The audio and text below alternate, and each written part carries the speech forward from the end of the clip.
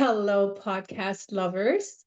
Thank you so much for coming back in. I'm your host, Žana, and today I'm so excited for this guest of mine. Dr. David Walker has agreed to be a guest on my podcast, and I'm so ecstatic. I'm so excited because not only did we have a personal conversation about so many things that we personally resonated on, but I felt like, understanding really the person that you are and who you are as a person really truly resonated with me. And with me, the way you walk within God is something, it's very inspiring to me. So, Dr. David, thank you so much for being here. How are you today? Thank you for coming. Sonia, I am truly excited about being here. Looking forward to the conversation.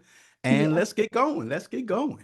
Yeah, let's jump right in. So, Mhm. before our private conversation, I want to do share that I kind of heard of you because I've stumbled around a few articles and a few videos, and I was absolutely first fascinated about how you actually had the privilege to receive your first gift of life, which is our Uh-huh. name.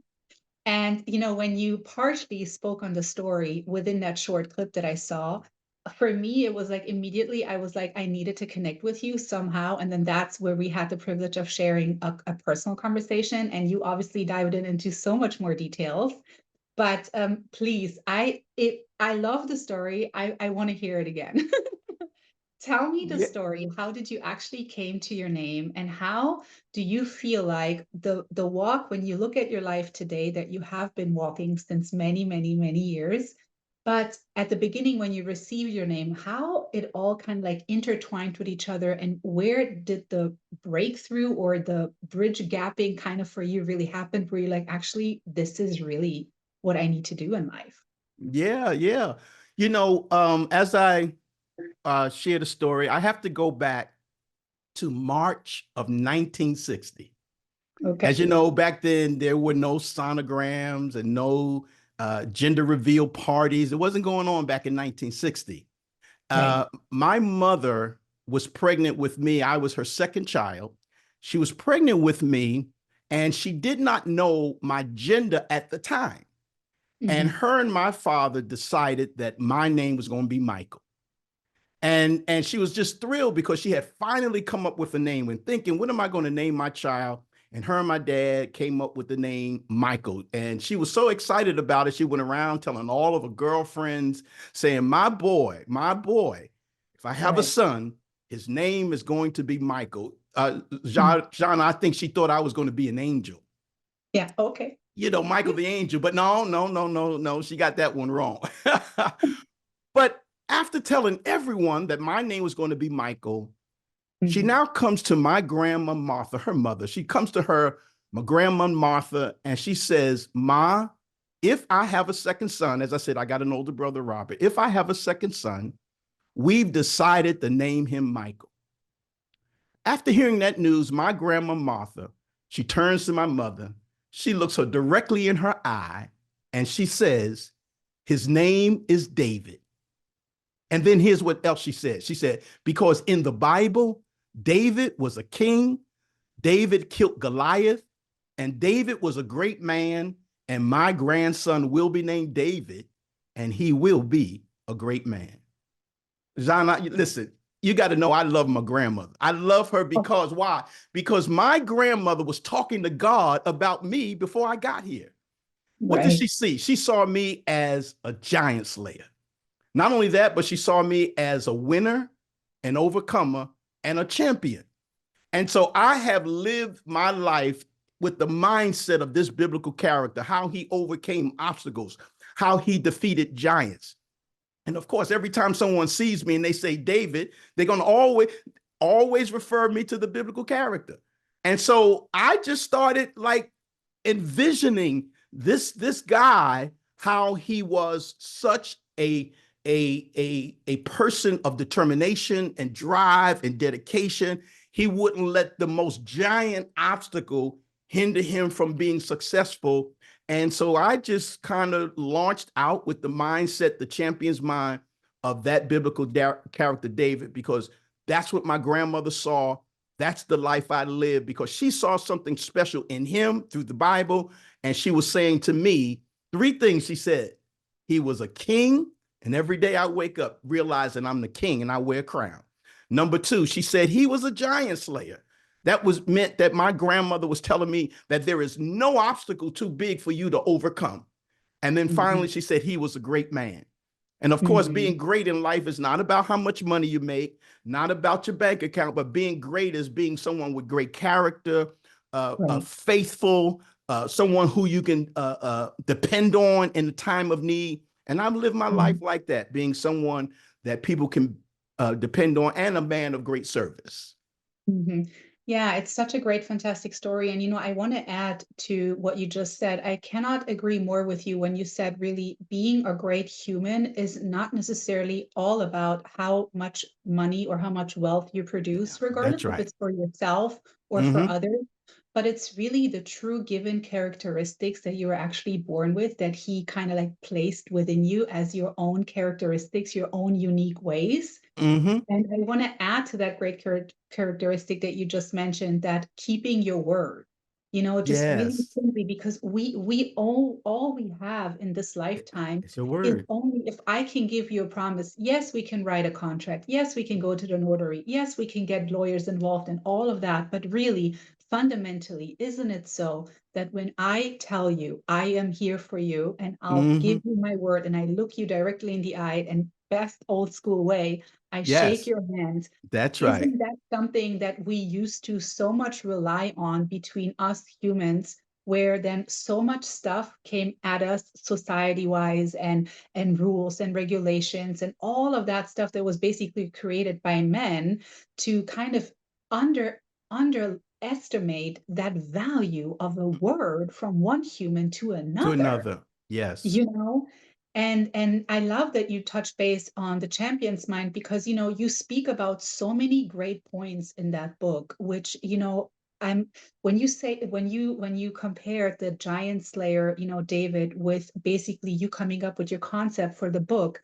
For me, my first resonation was that we all have giants in our lives, right? Like That's right. That's right. we have problems, we have obstacles, we have people trying to hold us back, we have people even on purpose putting stones in our ways because Yes. simply of jealousy, of greed, of less self-esteem, pain, hurt. Because I feel Mm-hmm. like a lot of those situations that are happening in our life that are not necessarily caused by us, but certainly I do believe that we had some form of an impact.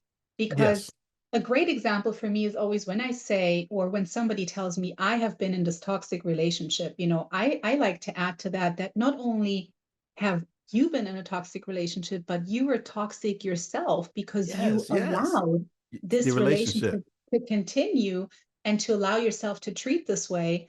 And Mm-hmm. that's why I feel like when you touch base on those 7 principles, the character itself and Mm-hmm. the issues that we're facing and the problems is really all, in a sense, also how we in our mind going about them. Absolutely. Absolutely. And as you said, um, everyone should be a man or woman of their word. If Mhm. you say you're going to do it, do it. Right. Don't allow options and loopholes to dominate integrity. And unfortunately, we live in a world today where people will say one thing and not mean what they say. Yeah. But that's not what my grandmother saw. That's not what she taught me. She taught me Right. to be a man of integrity, honest. Of course, we're human, and no one will ever walk through this human life without error, mistakes, failings, Right. shortcomings. But you can aim for integrity. You can aim for being a person of character. And sometimes when you live a life of honesty, integrity, and being a person of character, sometimes I call it building up credibility in case you do have an error or mistake. Somebody will say, you know what? I know that that's not really you, and we can overlook this one. Right. Because you build so much, how you say it in English, repertoire, like you build so Yeah. much, You build up a before. reputation. Thank you. Uh-huh. Yeah, a reputation of integrity, and Right. people Of know it's, honesty. yeah, and honestly, so if you Exactly. do drop the ball on this or that, because we're all human, and sometimes human Right. emotions can get in the way, but they Right. would say, you know what, that's not his character, that's not the norm. So we can, mitigate this situation, overlook it, work with him. Because usually when you're a person of character and you kind of you sidestep maybe once, you get back in line because that's where you belong. Yeah, exactly. Just so curious to find out, when we talk about, principles of how to really be, in a sense, a character, how you display in your own life the character of God, right? And when we Mm-hmm. talk about that, I'm so interested to find out from you when you found yourself in situations in your life where you knew your fire is within you, but it was so dim, it was so low that you started to wonder, like, okay, am I really supposed to do that? Or is this the right thing? Or this is too difficult. I cannot continue with this task. Like, what is it for you when you look back on trials and tribulations in your life? What did you tell yourself? Is it something you remember that some loved one once told you? Is it something in the Bible that you constantly hold on to? Or is it just something? What is that, for instance, for you? Because I feel like sometimes we find ourselves in these situations and we might be rooted in God and we might really truly believe in something higher than ourselves, whatever that might be to anybody. But Sure. even then we come sometimes to a crossroad where it's like, oh my God, like I just don't know how I'm going to do this. This is all the odds are against me. My reality is so messed up that my mind, my brilliant mind is telling me, but my reality is so different from Mm-hmm. what I want to believe, you Yeah, know? yeah, yeah. Jana, success is in the mind. Mm, So is failure. right. Again, that's why I embrace the champion's mind, because I know that that's where the warfare is. It's in your mind. Um, God set all of us to this world to win. That's the assignment on every person's life. It's the assignment to win at whatever God has assigned you to do. He doesn't send us here unequipped, but he does send us here equipped with what we need to win, and that's our gift. And some of that is in my book, some of that is in my talk about how we have a gift given by God. God wants us to master the gift. And if you master your gift, you cannot lose. Because as the scripture said, if you make room for your gift will make room for you. You cannot lose if you put your gift out into operation. But with that said, even though we've been sent here to win, because we are human, oftentimes doubt, low self-esteem, the imposter syndrome, if people know what that is. It comes. But where does it come? It comes to our mind, right? It hits our mind and it tries to tell us counter what we know we're supposed to do. It's the counter of our destiny and our purpose. So you have to say to yourself, why am I having these feelings? Why am I having these thoughts? Is because its assignment is to keep me from arriving at my destiny. So within my mind, I tell myself, and it's a concerted effort, it's just not going to happen.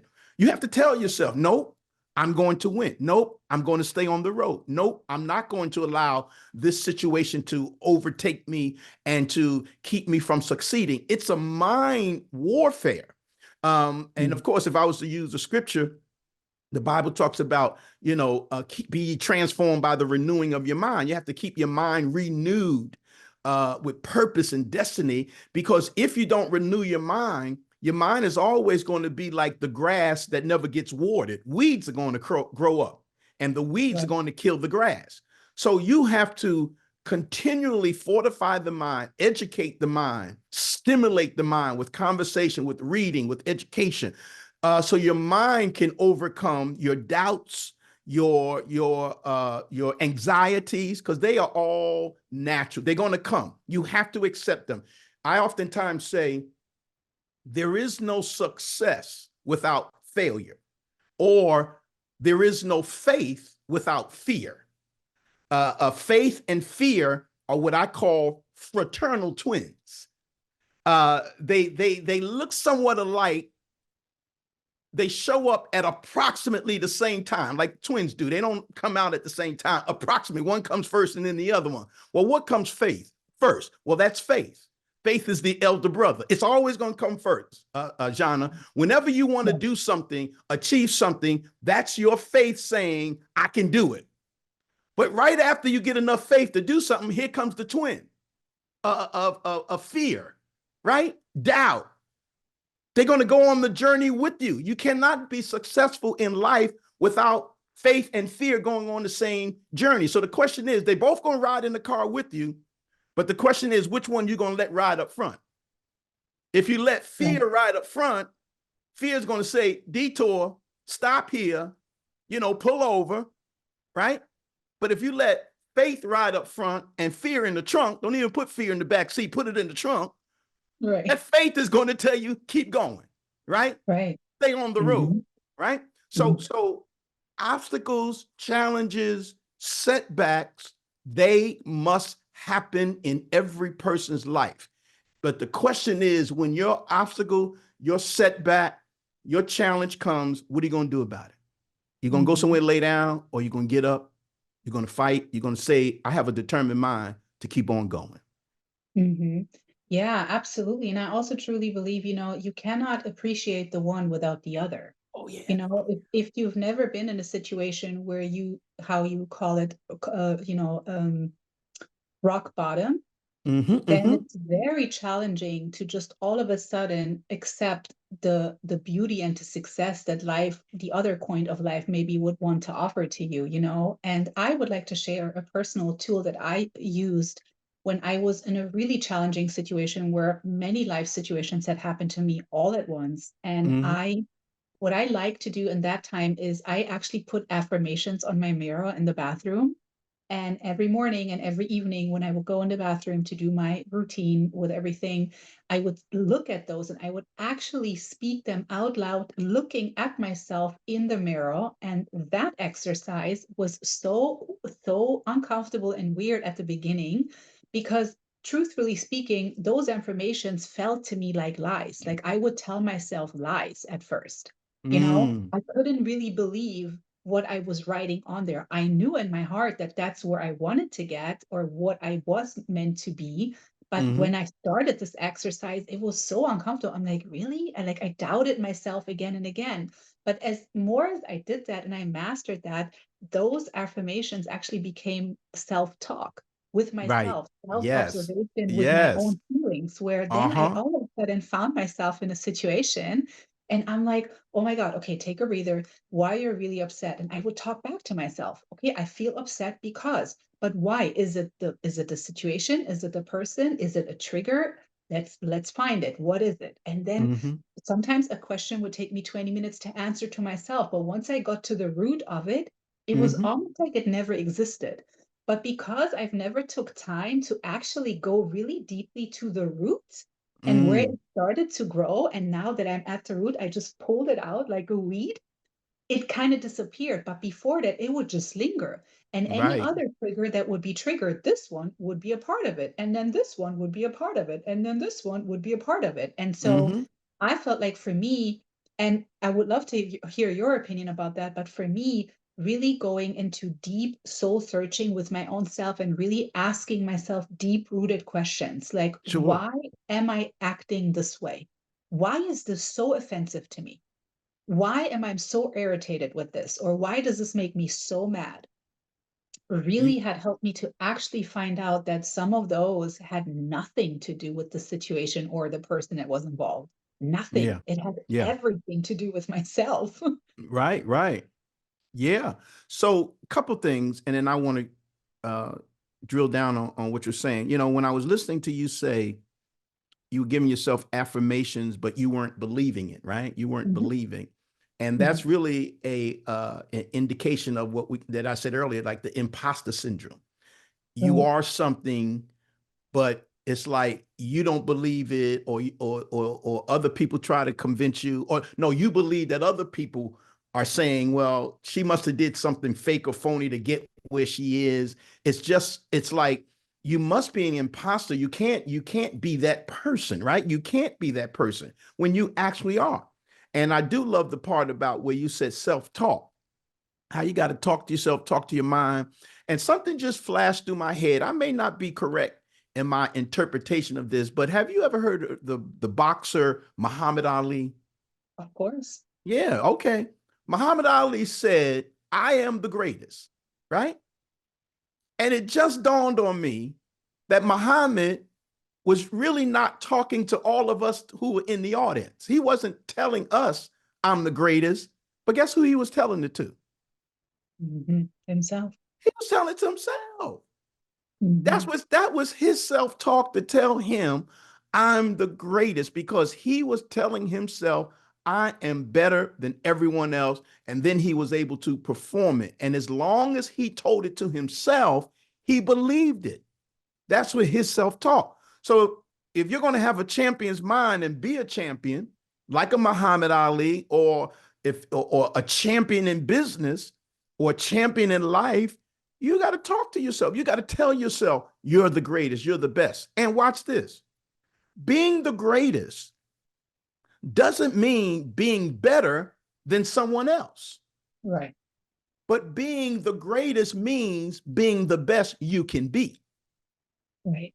See, I believe that that is our authentic self, is being the best that I am. Every day I wake up not desiring to be anyone else in this world but myself, because I realize that I'll use this young lady as an example for all the women who may be listening. There's a woman out there, well known, Žana, you may have heard of Beyonce. Okay. Yeah. I know you heard of Beyonce. So is everybody else, right? But here's the point that I'm trying to make. On Beyonce's best day, on her best day at being Beyonce, she could never be a better Žana than you can, right? If you are your best self, no matter how great Beyonce is and her beehive and all the women that's following her, she could never be a better you than you can. That's right. Right? The people out in your audience, if people would just be themselves, no one else in the world can be a better them than they can. Exactly. So focus on being yourself. If you would just be your authentic self every single day you wake up, you win. You cannot lose being yourself. Even if you have a stumble, a fumble, just get back up and be yourself. Keep being yourself. Keep maximizing who you are. And then you will live your best life every single day. And that's how you win in this world and in this life. And that's when God is going to give us that crown. Because I believe that there's only 3 people that wears a crown: kings, queens, and champions. Right. And when we get to heaven, that means we won down here in life, right? We won here. That's why we get up to go up there. What is he going to put on us? He'll give us a crown. That means you won. So be your most authentic self and you'll win every single day. Yeah, it's so interesting when you talk about the part that you said that nobody else can be the best performer other than yourself within your own life.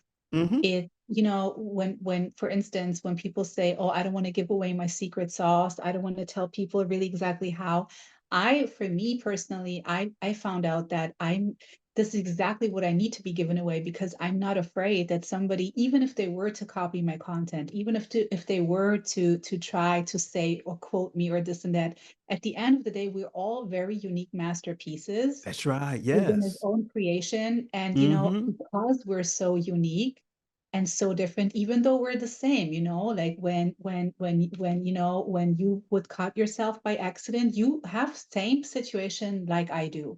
Correct. Right? You breathe the air in your lungs the same way any other human is doing it, but yet your own creation, your own unique creation of him is something special. And then, when we talk about being authentic, I now get it.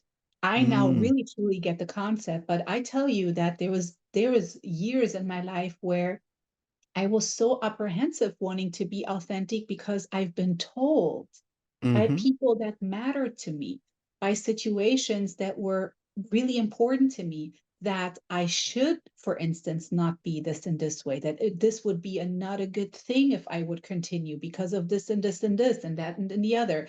And, you know, Mm-hmm. and some people, they're not wanting to put themselves in situations where there's possibly conflict or where they authentically really have to speak what they really truly mean or what they Yeah. feel, because Mm-hmm. it can maybe cause ripple effect. It can Yes. cause that, you know, you will end up in a in a conflict, you will end up in an argument, you will end up in a situation that you naturally like to avoid. But, Mm-hmm. Mm-hmm. you know, to that being said, this is really what you're mastering about yourself, because Yes. you are, and you should, and you're allowed, you have your own birthright to really speak on the things that matter and that don't matter to you, and that you like and that you don't like. Because if you Yes. don't, you're being somebody that's having a mask on. And then Mm. you're not even only not allowing the person that you're speaking to understand really who you are and build a solid relationship in any kind of level, but you're also holding back from yourself, because now you're not being really who you are, because you're holding back with your thoughts, you're holding back with your movement, you're holding back with, oh my God, if I say this, then it's going to be that. All of those assumptions, sometimes they hold us back from really That's just right. being like, okay, you know what? If I tell you I don't like this today, yeah, if that maybe means that you're going to be upset with me or irritated and you don't want to talk to me, you know what? That's sad, but then so be it, because I need to respect my own thoughts. I need to That's right. respect my own desires, my own needs. And Mm-hmm. sometimes I know for myself in my life that was very challenging for me, because I didn't want it to lose that friendship. You know, I didn't want it to lose that situation or that job or whatever, because it was safety, it felt good, but something inside obviously was not 100%. Yeah. And you're right. I think we all have those emotions of not wanting to stir the pot, cause Right. disruption, want to, go along to get along with everybody. Um, but there does come a time when you're really going to have to stand up for who you are and speak, Right. as we say, truth to power. Who are you? Are you willing to be yourself? And sometimes in being yourself is going to cause conflict. And God knew that when he sent you here, that being Mhm. yourself is going to cause conflict with some people, but it doesn't Mhm. cause conflict with God, because you're on his assignment and we got to do what he has assigned us to do. And that's very, very important. And as I said earlier, I talk about gifts, and because our gifts are really not for us, even Right. though it is the gift given to us, our gift is really for other people. It's Mhm. designed to solve other people's problems. And Right. that's why we've got to get that gift out. You got to get it out. You got to get it out, even if it's disruptive, even if it makes noise, even if it stirs up the nest. If it's your gift, get it out. And God will protect you. He'll watch over you because he sent you with that assignment, with that gift, with that purpose, with that destiny. And yes, so many of us feel that way, but you have to find an inner strength to say, you know what? It may cause a little conflict, but I got to be me because I'm on assignment. Right. Yeah, absolutely. I could not agree with you more. And then, you know, just to add to that too, is like sometimes, and this took me a while to master, I'll be Okay. honest, but sometimes, you know, that part of God's rejection was actually my protection. Oh, You know, because yes. Yes. sometimes I wanted something so deeply and I wanted it to work so wholeheartedly. You know, I was like, I know this is it, and yes, and come on, and then it didn't work out, and I was devastated. I was Yeah. so sad, you know. And then now looking at it, I'm like, oh my goodness, Yeah. I was so protected. If that certain situation would have really had happened, Mm-hmm. then so many other things would have not worked out the way they actually in the end worked out, which really just comes to show you that there is a plan, you know. Like, the question, I guess, is just, do you believe there's one for you? You Yeah. know, 'cause Yeah. fundamentally it all comes down to that. Like, it's either yes, because faith-based is the word itself, Mm-hmm. faith-based. Like, you can't Yeah. see it, you can't smell it, you can't, you know, it's either you do or you don't. But if you do decide to believe, I truly believe that then things will change dramatically. You know, if you really just hold on and do the things that you, for instance, so amazingly describe, just really being you and authentic. And even if it causes noise, that was actually my favorite, what you said. Mm-hmm. Even if it does cause noise, if it does make the nest go wild, you do what you need to do, because if that's really in here and you Mm-hmm. you you feel it, you go and do that. Yeah, I could not agree more with you agreeing with me. Absolutely, Yeah, absolutely. yeah, And yeah, and so I think people keep focus on what your assignment is, what you're destined to do, and in the end, things are going to work out. And you never have to regret doing it the way you've been assigned to do it. You know, it sometimes you mentioned maybe trying to get into a situation and we desire it. I've been there too. You know, some yeah, of it I'm in the middle of right now, wanting things and wanting certain people in your life, and then for some reason they get moved, and yeah, it's painful, right? It can be painful. It could be very much, heart wrenching.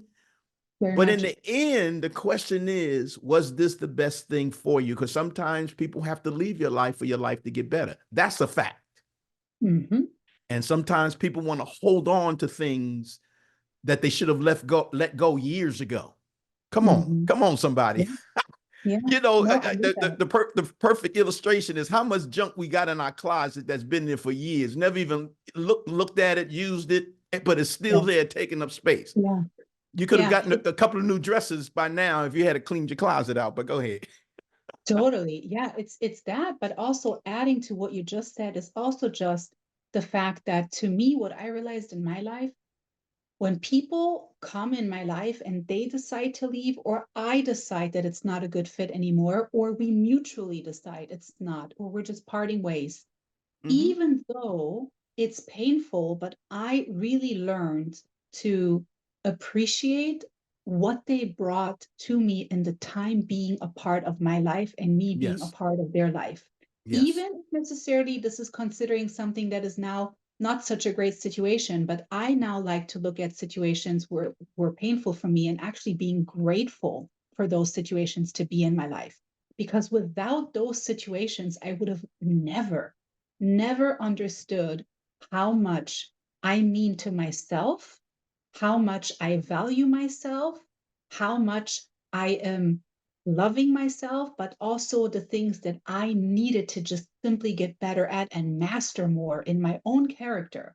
And Mm-hmm. sometimes I feel like we're being placed with people in our life because they're our teachers, or Mm. we are their teachers for a specific thing. And once we learn that from that person, because listen, there's nobody else that can teach us exactly that. There's only Right. that one designated person that comes in to give you that lesson of life, just like you are, you're unique, there are too. Right. And so that's really what I learned from me when I had to really part from people, willingly or unwillingly, that I looked at it more as if, how grateful am I to have been in this situation and actually knew what they brought into my life and what I learned from that.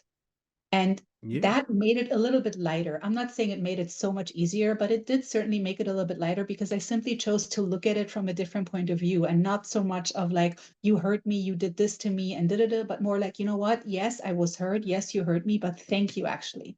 Actually, Mm. thank you for hurting me. Thank you for putting me in this position where I'm rock bottom, because without you putting me here, I would have never mastered my tools, my inner tools, because I didn't Right. have to. I Right. was leaning on something. I was either codepending on you, or I was leaning on something, or I was wouldn't even look at those kind of things that I needed to master within myself. So I think sometimes God places people in our life for a reason like that too, that they're really coming in for a good lesson. Yeah. You know, one of the philosophies that I have with having a champion's mind, I believe that there are no losses. It was Nelson Mandela who said, I never lose. Either I win or I learn. Oh wow, I like that. Yeah. I never lose. Either I win or I learn. So if you have a broken relationship, that's not a loss. You learned something. That's an experience that is going to take you down the rest of the road of your life. That without that situation, you would not have learned certain lessons. You talked about people coming into your life to teach you a lesson. Yeah, and a lot of times the lessons that we learn are from rough spaces and places and issues. Like, you very rarely lose, in a game, sports. I love sports. So when teams win, they very rarely talk about what went wrong in the game.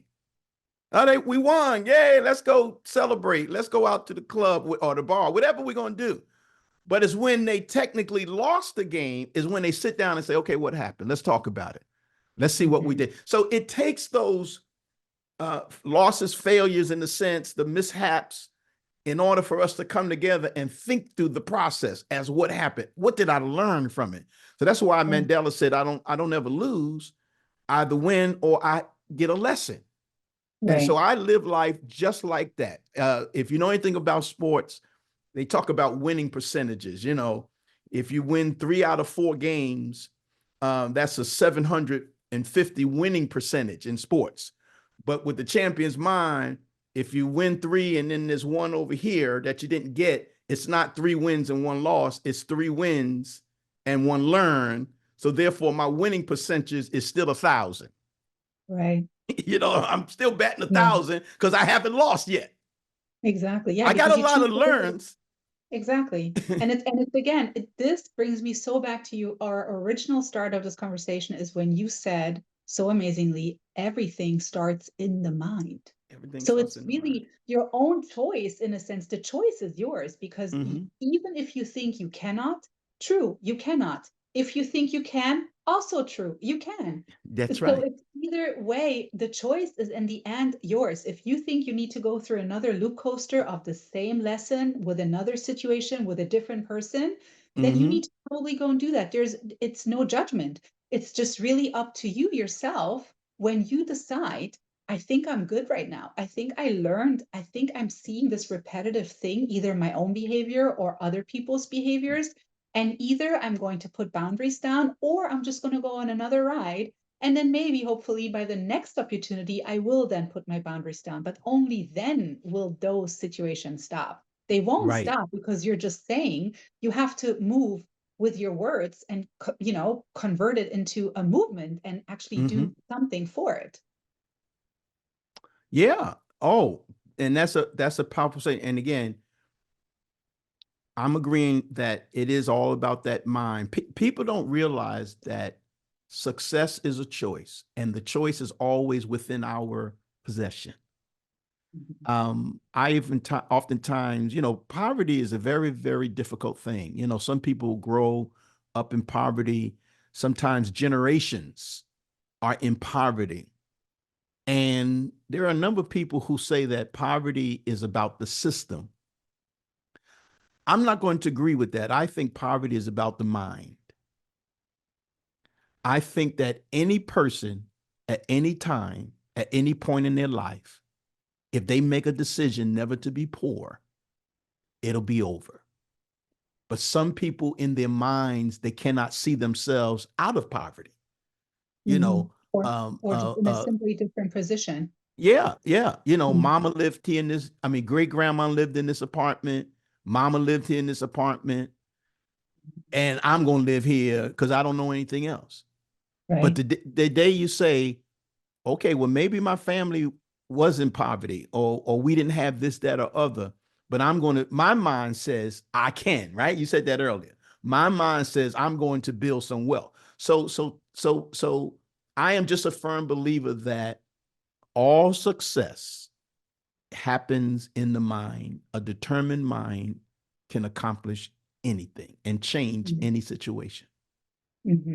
Yeah, I would say that too, but I would also like to add that sometimes the horizontal thinking of a human, because they have nothing to compare it to, they don't know what really can be accomplished because there's no comparison other than what they just know. And that's why I think books like yours and humans like you and humans that are really taking the time to really just break it down in a 7 principle of a book where they actually really talk in detail about how you can achieve a mindset change, even though your situation is what it is. But here's the tool that you have within you. You don't need to live in a, in a beautiful big 20-room home. You can Right. live in a small shed and still use that gift within yourself.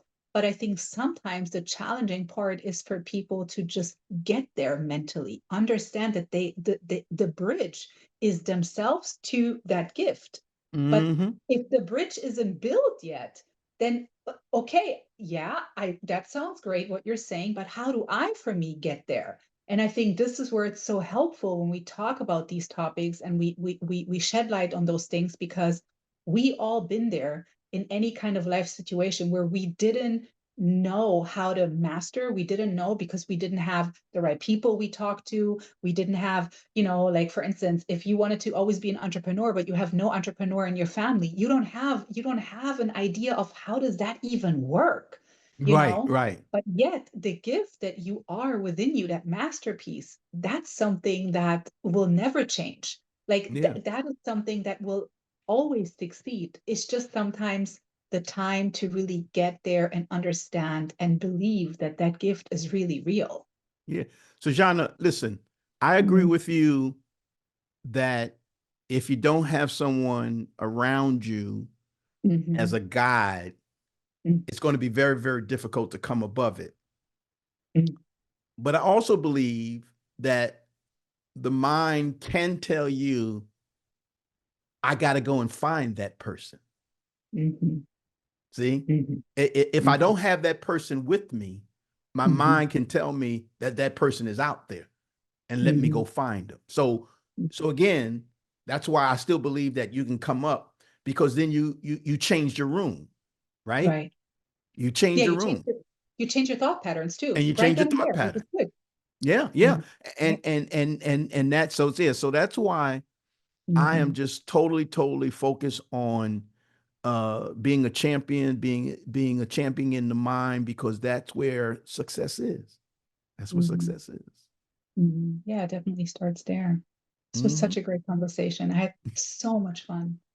Thank you Sure, so much for joining me. I'm so sure. grateful that you took the time and that you gave away your beautiful golden nuggets. Yeah, And if yeah. it's okay with you, I would love to share your book in the Yes, bio of this episode. It would be wonderful, maybe as a gift to somebody, somebody, I mean, it's great value. So I would love to post it if that's okay with you. sure. Do you want me to name it and tell where people can get it? You can either do that, but everything will be written in there Okay, with the link to your book for sure, because I think that's perfect, just the easiest way, just to go on the click little link and then just be guided right to your book. I think that'd be the perfect. most easiest way. But yeah, The Champion's Mind is such a great title too. I love that title. Such a great Thank you. title. Uh-huh. Thank you for coming so much. I really appreciate you. Well, thank you for having me, Zana. You're welcome. And for you podcast lovers, as always, if there's something on your mind that you would like to share, if you want to be a part of this amazing community where we create a verbal safe space and where we share amazing stories that can help others, please come and join me. My mic is always open for you. But until then, stay rooted, stay blessed, and always stay connected to love, the strongest force in the universe.